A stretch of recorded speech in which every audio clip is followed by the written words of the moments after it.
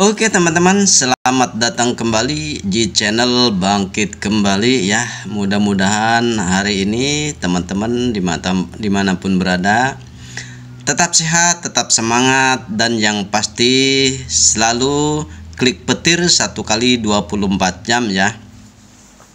Dan semoga yang sedang sakit semoga cepat sembuh ya, dan disembuhkan seperti sedia kala. Dan semoga yang sedang mencari rezeki dan dimudahkan rezekinya ya, dan berkah selalu ya, diberi keberkahan dalam mencari rezekinya, dan diberikan rezeki yang berlimpah. Oke ya, amin ya rabbal alamin ya.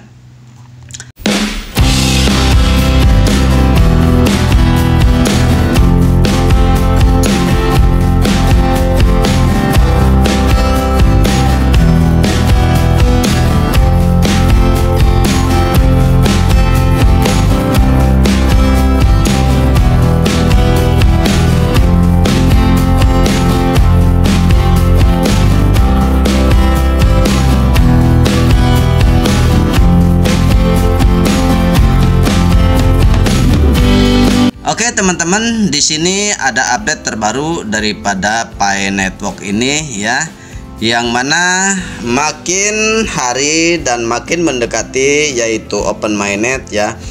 Progresnya itu makin terlihat ya, makin terlihat, dan di sini core team memberikan update hari ini. Tertanggal hari ini ya, tadi jam 23.00 ya waktu Indonesia Barat, yang memberikan update yaitu tentang BOSS mining rate atau peningkatan rate ya. Peningkatan rate ini berkaitan dengan wallet Pi kita ya, yang mana yang sudah bermigrasi agar di lock up ya, agar dikunci ya, dan dikunci dengan sukarela sesuka hati teman ya. Bila itu dikunci berapa persen nanti saya akan lihatkan ya. Dan ini sebenarnya ini sudah, yang kemarin itu sudah saya update ya tentang mining rate ini atau penguncian walletnya ini ya. Dan tidak masalah ya, kita di sini ada sedikit informasinya yang mungkin kita harus bisa pahami sama-sama ya. Oke, di sini ada yaitu Pi Wallet ini nanti larinya ke Pi Browser ya. Dan di sini Redmore ini adalah kita di sini ada sedikit pemahaman buat kita yang tidak mengerti, dan ini pemberitahuan dari core team ya, semacam itu ya. Oke, kita langsung bacakan saja ya informasi yang di bawah ini ya, dan kita translate dulu ke bahasa Indonesia karena memang ini berbahasa Inggris seperti itu ya. Oke, di sini teman-teman kita sudah terjemahkan ya dengan bahasa Inggris ya, dengan bahasa Indonesia maksud saya ya. Penguncian on-chain dan tingkat penambangan ya, seperti itu ya. Pi Core Team memperkenalkan fitur penguncian baru untuk Pi yang dimigrasikan ke mainnet di dompet ya Pi Anda untuk meningkatkan tingkat penambangan Anda. Lockup akan langsung meningkat hingga durasi Anda berakhir ya, artinya lockupnya berapa tahun nanti itu berakhir akan seperti itu ya, pada tanggal yang telah ditetapkan oleh kita sendiri nanti ya untuk lockup, yaitu sukarela ya. Mengunci mainnet Pi Anda membantu mendukung ekosistem yang sehat dan lancar ya, serta mendorong keterlibatan jangka panjang dengan jaringan. Penguncian bersifat sukarela, betul ya apa yang saya ucapkan tadi ya. Jika Anda telah bermigrasi ke mainnet, ketuk penguncian di dompet Anda, lalu buat penguncian baru untuk membuat penguncian hari ini. Oke, bagi teman-teman yang sudah migrasi ya, maksudnya yang sudah migrasi itu di sukarela dikunci ya, agar kita base mining rate-nya itu lebih tinggi ya, karena memang ini sedikit akan mengurangi Picoin di pasaran ya. Mungkin semakin beredar, semakin kecil beredar di pasaran, yaitu mungkin kemungkinan besar Pi ini semakin langka dan harganya pun semakin value-nya stabil seperti itu ya. Oke, kita lari ke sini ya, ke pembahasan yang lebih panjang ya. Oke teman-teman, di sini saya bacakan ya dari atas sampai ke bawah ya, dan ini saya tidak akan bahas satu persatu, dan teman-teman bisa baca masing-masing di akun masing-masing lah ya. Di sini saya bisa membacakan dan kita pahami bersama ya. Penguncian on-chain dompet Pi baru, tingkatkan kecepatan penambangan ya, seperti itu ya. Beranda blok penguncian on-chain dompet Pi baru, tingkatkan kecepatan penambangan. Seperti yang diperkenalkan dalam pengumuman Pi-Day, pioner yang berhasil bermigrasi ke mainnet kini dapat secara sukarela membuat lockup baru di blockchain. Sebelum fitur ini ya, kemarin sudah diumumkan ya teman-teman ya, pioner tidak dapat mengunci Pi mereka ke blockchain mainnet setelah migrasi atau setelah lockup asli mereka kadaluarsa. Bahkan jika mereka menginginkan, fitur ini menjawab kebutuhan ini dan memungkinkan pioner yang bermigrasi untuk memanfaatkan Pi mereka yang tersedia untuk imbalan penambangan lockup jika mereka memilihnya. Jadi kalau kita punya 10, nanti kecepatan penambangannya itu meningkat ya, mungkin berapa persen itu ya. Kemarin saya lihat itu lumayan ya persentasenya ya. Membuat lockup baru Pi yang tersedia di Pi Wallet akan meningkatkan tingkat penambangan individu berdasarkan mekanisme hadiah lockup yang sama yang dirinci dalam white paper 2021 ya, yang kemudian membantu mendukung ekosistem yang kuat dan stabil serta memberi insentif keterlibatan jangka panjang.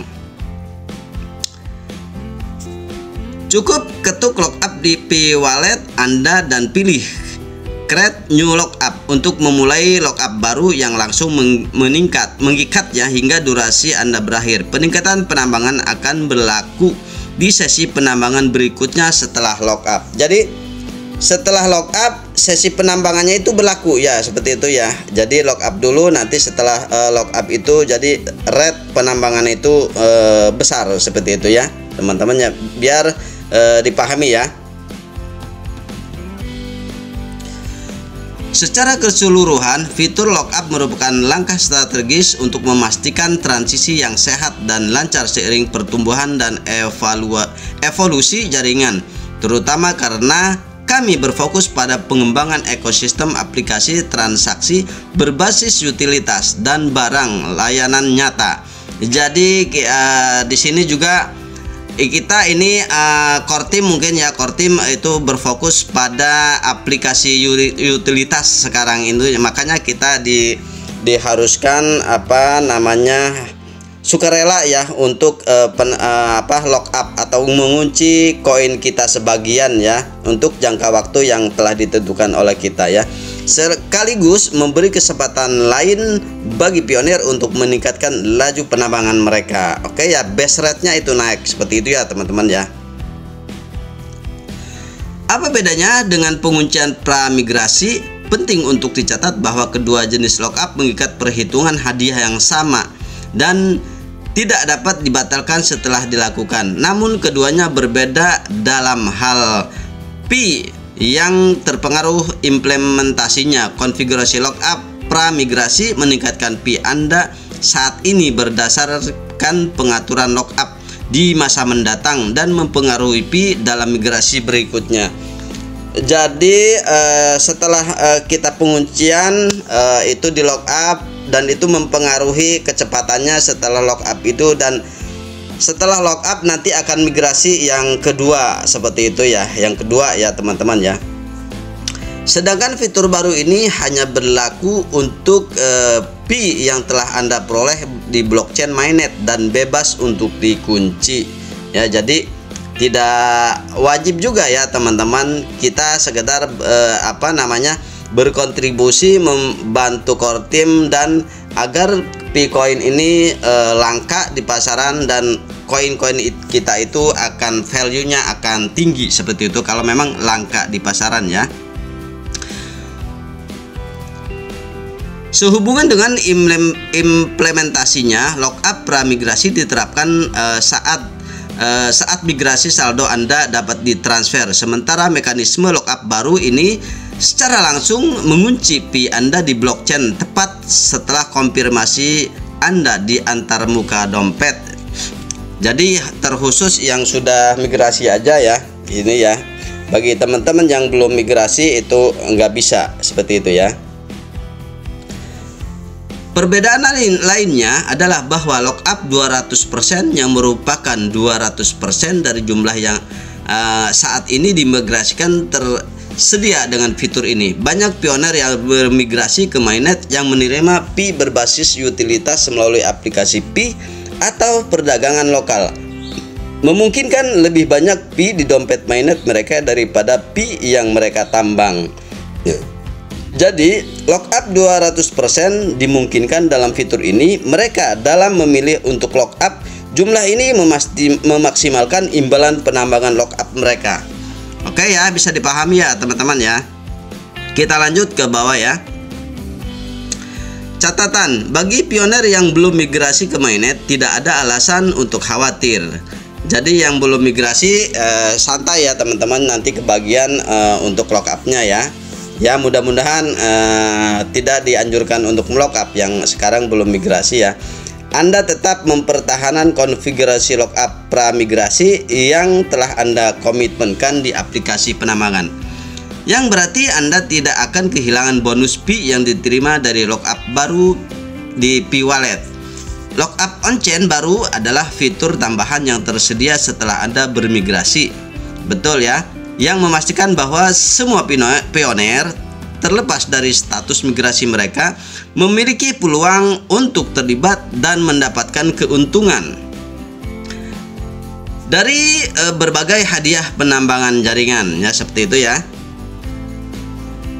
Bagaimana penguncian mempengaruhi kemajuan jaringan terbuka? Sejalan dengan prioritas open network, pekerjaan tim inti pada mekanisme lockup terdesentralisasi yang baru sangat penting untuk mencapai ekosistem Pi yang seimbang dan berkembang.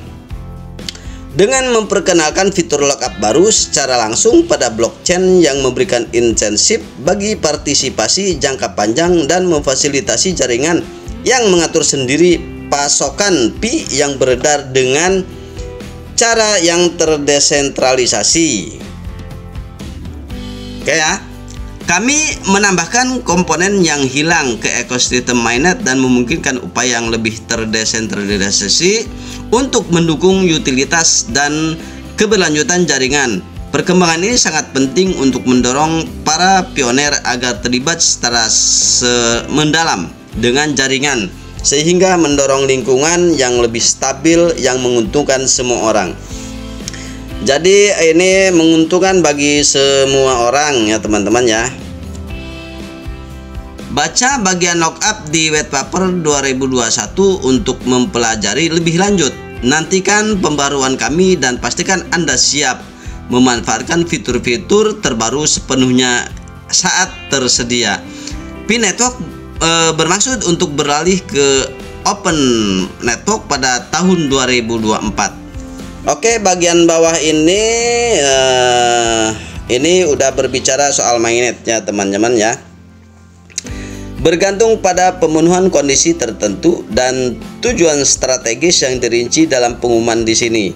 Transisi ini bergantung pada upaya kolektif dari komunitas kami dan dampak faktor eksternal untuk pemahaman lengkap tentang persyaratan yang mempengaruhi kemajuan kami menuju tonggak open network. Silahkan lihat pengumuman selengkapnya. Mungkin informasi ini mungkin bisa dipahami ya. Kalau memang nanti belum bisa memahami, silahkan dibaca sendiri ya, untuk bisa memahami dan berulang-ulang untuk memahami ya. Karena ya memang sekarang ini open mainnet itu semakin dekat, dan core team sudah mengaba-aba bahwasanya open network pada tahun 2024 itu akan beralih ya dari enclosed mainnet ke open mainnet, seperti itu ya. Oke, mungkin sekian dulu informasi yang terupdate dari Bangkit Kembali ya. Apabila ada kata-kata yang kurang pas atau kurang dipahami, itulah kekurangan Bangkit Kembali ya. Oke, yang baru gabung atau melihat channel Bangkit Kembali atau baru mengunjungi channel Bangkit Kembali, jangan lupa ya subscribe, like, komentar yang baik ya, dan nyalakan loncengnya agar setiap ada informasi video dari Bangkit Kembali dapatkan notifnya lebih awal ya dari Bangkit Kembali. Oke, sekian, terima kasih, salam petir, jeder jeder jeder.